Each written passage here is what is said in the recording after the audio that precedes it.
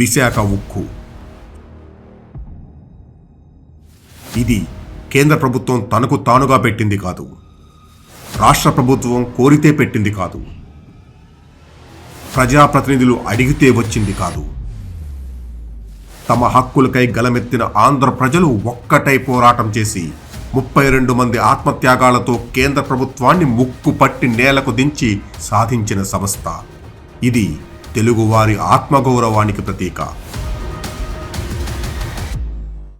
Visakha steel plant దాన్ని ఈ విధంగా కాపాడుకోవాలని మేము ఆలోచిస్తున్నాం. మా ఎమ్మెల్యే రాజీనామా అంటారా? ఒక్క నిమిషంలో రాజీనామా చేస్తాం.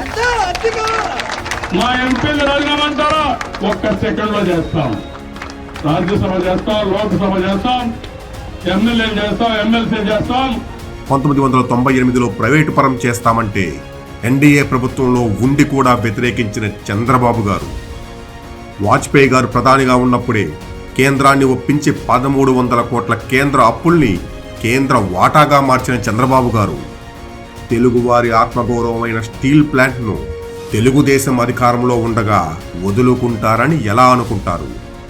విశాఖ ఉక్కు కర్మాగారం కష్టాలు గట్టెక్కనున్నాయి. రాష్ట్రంలో కూటమి అధికారంలోకి వచ్చిన తర్వాత విశాఖ ఉక్కు పరిశ్రమపై ప్రత్యేకంగా దృష్టి సారించింది.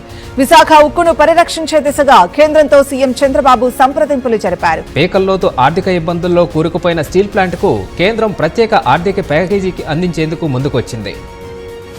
साथियों, माननीय प्रधानमंत्री श्री नरेंद्र मोदी जी ने RINL के रिवाइवल के लिए 11,440 करोड़ रुपए का पैकेज कल कैबिनेट की CCEA में अप्रूव किया है. విశాఖ ఉక్కు మనదే, దాని మీద హక్కు మనదే. ఇది మన ప్రభుత్వం, మంచి ప్రభుత్వం.